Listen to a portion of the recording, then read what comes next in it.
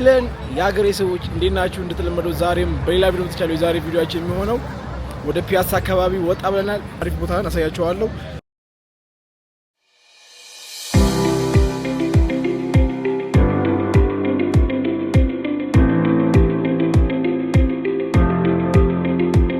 እና ያው ቤተሰቦች አሁን ፒያሳ ላይ ያለነው የተሰራውን ይሄ የአድዋ ድል መታሰቢያ ቦታ ያለነው እና እዛ የዞርን ከረሜ ጋር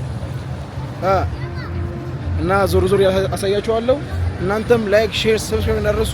ያሽናን ይላል መጀመሪያ እዛ ጋር ነው ያሳያቸው ይሄ ጋሻውንና ከላይ የአፍሪካ ቅርጽ ያለባት ምናምን እሱ ላሳያችሁ። ከዛ ጋር እንታዩት እዚህ ብዙ ይመጣል ደግሞ አንተ ፎቶ ምናምን ይነሳል። አታዩት እንደምታዩ ግን ሲገባ እኛ አልከፈልንም እስካሁን ግን ክፍል ከተባለ አላውቅም። ብቻ ሰፊ ነው ቦታው። እዩት፣ ሰው ሁላ መጥቶ የሚዘናበት ነው። ታሽዋላ አንተ ቢያንስ የምታውቀው እዩት ጋይስ፣ ይሄን ይመስላል እንደምታዩት። እዚህ ጋር ደግሞ ውሃ እና እስቲ ወደዚህ ያለው ደግሞ አሳያችኋለሁ።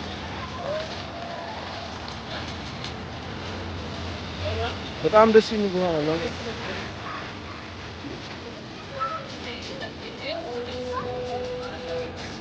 እዛ ጋር ደግሞ የአንድነት ብቻ ባይዘው አይገባም መሰለኝ ቦታ ይሄዳችሁና ክልክል ነው አይደል? ግን በማታ በጣም አሪፍ ነው። እንደምታዩት ይሄን ይመስላል። አሳያቸው እንደምታዩት ይሄን ይመስላል። ቤተሰቦቼ ረሜ ቤት ቆልቴ ነው ዋናው እዛ ጋር ነው። ቤት ቆልቴ ነው እዚህ ጋር ነው ዋናው። ምኑን ውሃውን ወይ አርፍደን የመጣው ማለት ነው አንተ። ይሁት ከዚህ ጋር ቤተሰቦች ይሁት ከዚህ ጋር ቀጥታ ወራሽ ነው ሰረሜ ቀጥታ ይሁት ጋይስ እንዴት አባቱ እንደሚያምር ይሁት። የሆነ ብቻ ይናፍቃቸዋል፣ እንትን ምሽት ይናፍቃቸዋል። እዚህ ጋር አጠፉታ እሺ ደም ስንገባ ላየው አጠፉት። በቃ ጠፋ ወላሂ። ኧረ ገና ነው አብሩ በላቸው። ምንም ማድረግ አልቻልኩም።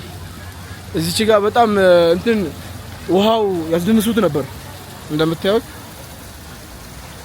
ይሄ ላሳያችሁ ነው የመጣሁት ነበረው። ኦ ማይ ጋድ ዩት እና ወርዛ ጋር ተራቸው እና ቤተሰቦቼ አሁን እዚህ ጋር ወጥቼ ላሳያችሁ ነበር። እዚህ ጋር ጠፍቶብኛል እና ወደ ላይ ደግሞ ወጥተን በሰፊው አሳያችኋለሁ። ግን እኔም አላውቀውም ይሄም አያውቀውም። ዝም ብለን መዞር ነው እንፋጣለን ከህዝቡ ጋር። ግን ከዚህ ጋር ደስ አይልም። አንተ ያው ይሁት ከዚህ ጋር ደስ አይልም። አንተ እንዴት አባቱ ነው ግን የሚያምረው ወላሂ። እስቲ አንድ እንኳን አስወዳን ስለሚ አንድ እንኳን አስወዳን ናስ እዚህ ጋር እኮ አለ እኮ ና የአድዋ ድልና ላሳያቸው። በዚህ የመታሰቢያ ሐውልት ይላል ይሁት እንደምታዩት እዚህ ጋር በዚህ የመታሰቢያ ሐውልት በ1888 ዓመተ ምህረት የአድዋ የጀግኖት የሀገራችን ሉዓላዊነት ለማስጠበቅ እና ህዝቦቻችን ከቀኝ ግዛት ለመከላከል በጀግንነት ተዋግተን የህይወት መስዋዕትነት ከፍለው በመላው የጥቁር ህዝብ ልብ ውስጥ ጀግንነትን ከተዋል። በ1888 ዓመተ ምህረት ለአድዋ ከተማ ቅርብ የሆነ ቦታ ላይ አሸንፎታል። ይህ ወሳኝ ድልም የጣሊያን ግዛት በአፍሪካ ቀንድ ቀኝ ግዛቷን ለማስፋፋት ያደረገችውን ዘመቻ ያገደ ነው። ከበርሊን ስብሰባ በኋላ በ19ኛው ክፍለ ዘመን መጨረሻ የአውሮፓ ኃይሎች አፍሪካን ሙሉ በሙሉ ማለት በሚቻል ሁኔታ ተከፋፍለዋት ነበር። ራሳቸውን ችለው የቆሙትም ኢትዮጵያና ላይቤሪያ ብቻ ነበሩ። አድዋ በፓን አፍሪካኒዝም ውስጥ ታዋቂ ሆነ። ከ40 ዓመት በኋላ እስከመጣው እስከ ሁለተኛው የኢትዮ ጣሊያን ጦርነትም ድረስ የኢትዮጵያ ሉዓላዊነትን አስጠበቀ። አስቀድመው የሸዋው ንጉስ ምኒልክ ከጣሊያኖች ጋር የውጫሌን ስምምነት ተፈራርመው ነበር። ስምምነቱም የተፈረመው ጣሊያን ኤርትራን ከያዘች በኋላ ነው። በስምምነቱም ኤርትራ የጣሊያን እንደሆነች ተስማሙ። በዛም ጣሊያን ለኢትዮጵያ የገንዘብና የጦር መሳሪያዎችን ድጋፍ ለማቅረብ ተስማማች። ኋላ ላይ ግን ሰነዱ በተጻፈበት ሁለት ቋንቋ ትርጉም ልዩነት ምክንያት ግጭት ተነሳ። በጣሊያንኛ በተጻፈው የውጫሌ ስምምነት ውስጥ አንቀጽ 17 ላይ እንደሚለው ከሆነ የኢትዮጵያ ንጉሠ ነገሥት ሁሉንም የውጭ ጉዳዮቻቸውን በጣሊያን ባለስልጣናት በኩል እንዲያካሂዱ ያስገድዳል። ይህም ኢትዮጵያን በጣሊያን ሞግዚትነት ስር የምትተዳደር ሀገር አደረጋት። በአማርኛ በተጻፈው የውጫሌ ስምምነት ውስጥ ደግሞ አንቀጽ 17 ላይ እንደሚለው ከሆነ ንጉሠ ነገሥቱ ከፈለጉ የውጭ ግንኙነታቸውን ለማካሄድ በጣሊያን ግዛት የሚገኙ ጥሩ ባለስልጣናትን በመጠቀም ማካሄድ ይችላሉ። የጣሊያን መንግስትም ወታደራዊ ኃይልን በመጠቀም ኢትዮጵያ በግድ በጣሊያንኛ የተጻፈውን የውጫሌ ስምምነት እንድትቀበል ለማድረግ ወሰነ። በዚህም ምክንያት ኢትዮጵያና ጣሊያን ፊት ለፊት ተጋፈጡ። ይህም ኋላ ላይ የመጀመሪያው የኢትዮ ጣሊያን ጦርነት ተብሎ ይታወቃል።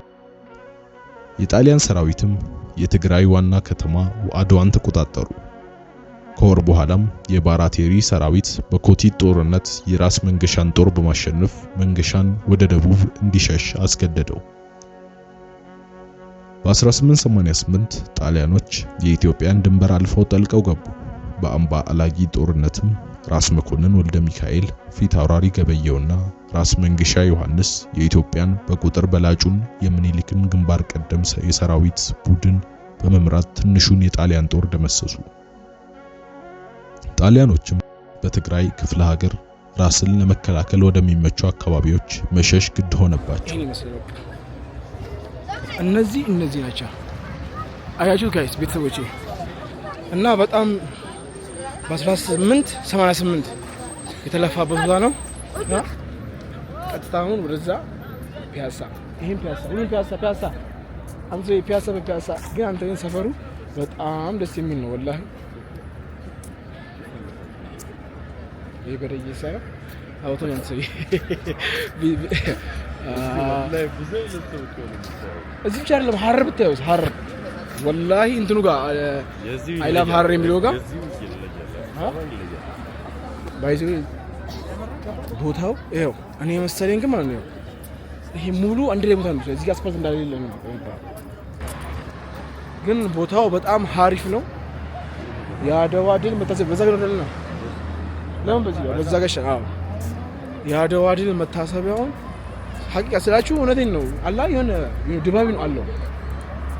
ሰውላ ከመጥቶ አንተ ያርፋል እኮ ምናምን መጣ መዝናኛው ታረጉ ይሁን እንደምታዩት በቃ ሰውላ እየሄደ ምናምን የታላ ወላሂ በቅላ ቤት አለ ፒያሳ ላይ በቅላ ቤት አለ ወላሂ አለ። ግን የሆነ በቅላ ቤት አይቼ ነበር። አዎ ፒያሳ በቅላ ግን አይዘገውም። አሁን ድልበር ይላል ዋናው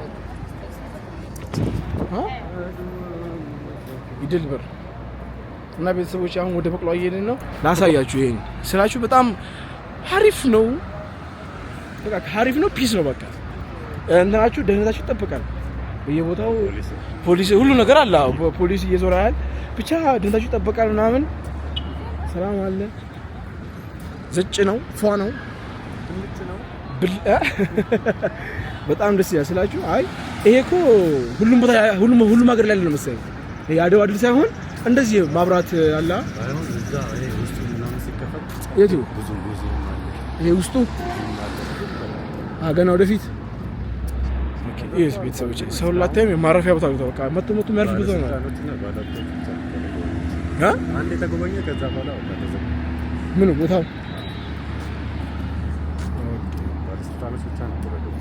መጀመሪያ ገብቶ እነሱ የጎበኙት ከዛ በቃ خلاص ኦኬ ሲመረቅ ፒያሳን ያው በትንሹ ምንም ብዙም የለውም በትንሹ አሳያቻችኋለሁ።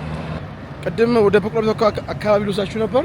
በቅላ ቤቱም ዘጋ አርፍን የመጣው አይ ቲንክ አሁን 2 ሰዓት ተኩል ምናምን ነው ግን ወዲያውኑ ዘጉም እንደሆነ አላውቅም። የምትወዱት ተስፋ አደርጋለሁ። ላይክ ሼር ሰብስክራይብ እንዳደረሱ